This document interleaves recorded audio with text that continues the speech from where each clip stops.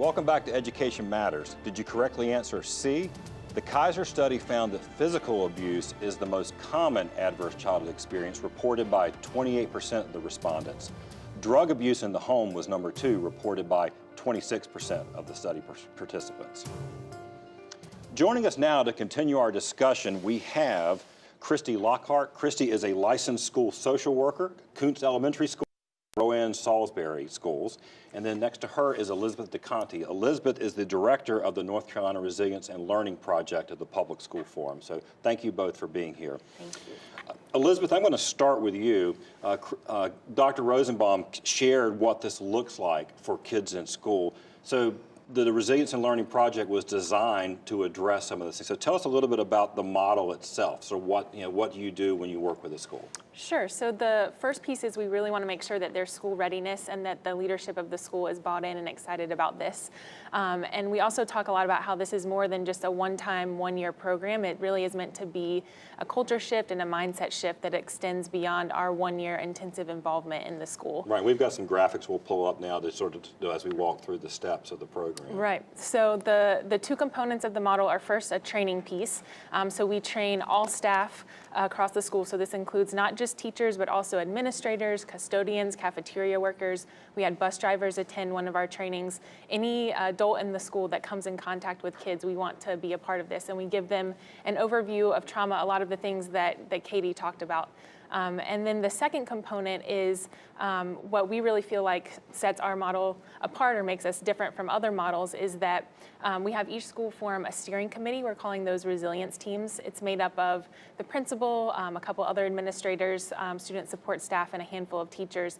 And this is really where we feel like the change and the action happens, where they meet bi-weekly and go through a process of identifying some of their biggest needs and then working through an action planning process to come up with strategies to help address those needs. Great.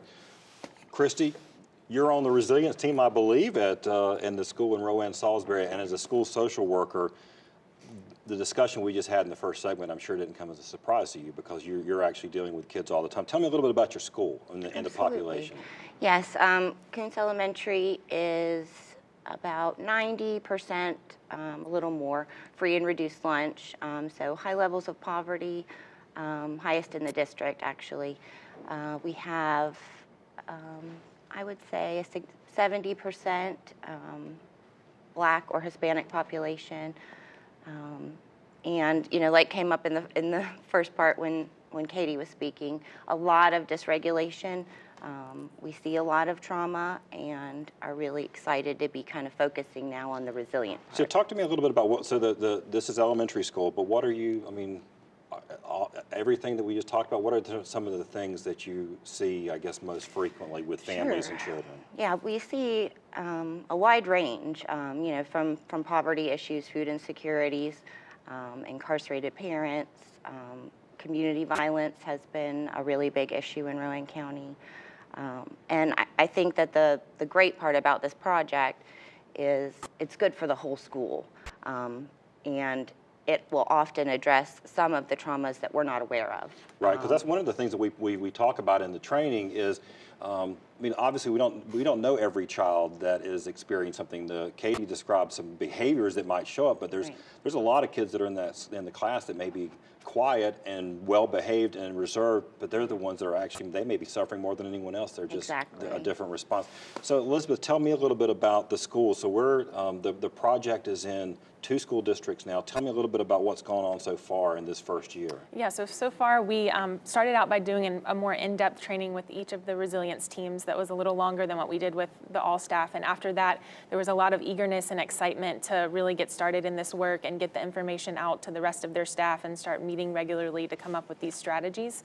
And so we're now meeting regularly with each resilience team. And so each one is kind of in a different part of the process in meeting, but those are ongoing and will continue through the end of the year. So what kind of areas are the schools focusing on? Because it is unique. The schools determine what are the focus areas for them, right? Right. So Each school has kind of picked several different things. So one has been teacher and staff self-care, knowing that high poverty, high needs schools can increase burnout for teachers and create low morale.